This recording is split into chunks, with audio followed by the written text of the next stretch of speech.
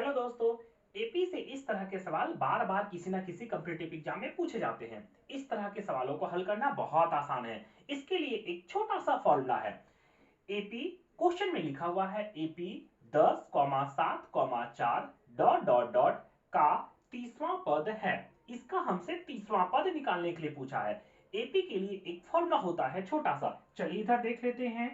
तो इसका फॉर्मूला होता है A N equal to A plus bracket में N minus one into D. इस फॉर्मूला के द्वारा हम आसानी से इसको हल कर सकते हैं। फॉर्मूला क्या है? तो फॉर्मूला है A N equal to A plus A N equal to A plus bracket में एन माइनस वन, ब्रैकेट में N minus one into D. इसमें किसको क्या कहा जाता है? तो ए एन जो होता है इसको लिखा जाता है अंतिम पद। इसको हम लोग बोलते हैं अंतिम पद। अंतिम पद। ए को क्या बोला जाता है? तो ए को समझा जाता है प्रथम पद।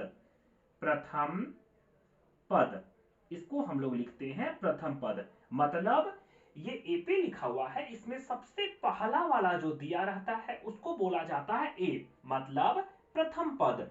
एन किसको लिखा जाता है? तो एन होता है नंबर।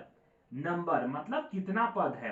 इसको पहचानने का एक तरीका है, इसका जो भी अंक लिखा रहेगा उसके लास्ट में वा लिखा रहेगा। जैसे यहां लिखा हुआ है 30वां, वा लिखा हुआ है, इसका मतलब ये दिया हुआ है एन।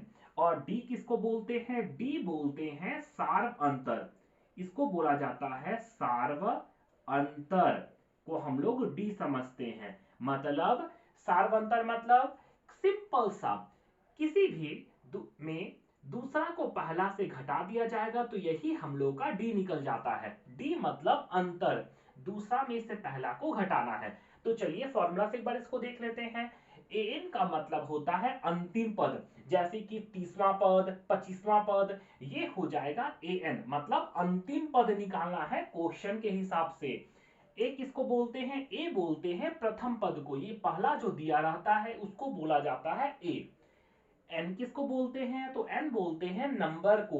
मतलब कहीं भी कोई नंबर लिखा हुआ है उसके आगे अगर वा लगा हुआ है इसका मतलब वो एन दिया हुआ है, मतलब 30वां पद, वो हो गया नंबर। डी कैसे निकालते हैं? तो डी हम लोग निकालते हैं दूसरा में से पहला को घटाकर डी निकाल लेते हैं। तो चलिए इसको जल्दी से सॉल्व कर लेते हैं। तो कैसे सॉल्व करेंगे? तो यहां लिख देंगे हल। सबसे पहले हम लिखेंगे ए। कभी भी एपी दिया हुआ रहेगा तो उसमें हम लोग ए और डी को आराम से निकाल सकते हैं। यहां लिखते हैं ए। ए इक्वल टू हम लोग को पता है 10। फिर निकालते हैं डी। डी कैसे निकाला जाता है? तो डी जो है वो दूसरा में से पहला को घटा दिया जाता है। तो 7 माइनस 10 इक्वल टू, 7 में से 10 घटाएंगे तो 10 में से अगर 7 घटाया जाएगा तो आएगा 3। बड़ा साइन है माइनस का तो यहां लिख देते हैं माइनस। फिर तीसवां, तीसवां पद है, वा लगा हुआ है, इसका मतलब दिया हुआ है एन, ये रहा 30। फॉर्मूला के हिसाब से ए पता है, डी पता है, एन पता है, मतलब क्या निकालना है? तो ये निकालना है N, A N equal to question का साइन। तो चलिए सॉल्व करते हैं। तो इसलिए A N equal to formula होता है ए प्लस ब्रैकेट में N minus one into D. कितना आसान है याद करना। A N equal to A plus bracket में N minus one into D. चलिए बैठाते हैं। तो यहां लिखते हैं ए एन जो कि हमको निकालना है। ए कितना दिया हुआ है? तो ए निकाले हैं 10, ब्रैकेट में एन कितना है? तो एन दिया हुआ है 30, 30 माइनस 1 गुना डी कितना दिया हुआ है? तो डी दिया हुआ है -3। दो साइन एक जगह नहीं रहता है तो यहां छोटा सा ब्रैकेट लगा देंगे। तो चलिए सॉल्व करते हैं। तो ए एन इक्वल टू 10 प्लस 30 में से एक घटाना है, कितना आसान है, 30 में से एक घटाएंगे तो ये हो जाएगा 29 गुना -3। अब कैसे सॉल्व करेंगे?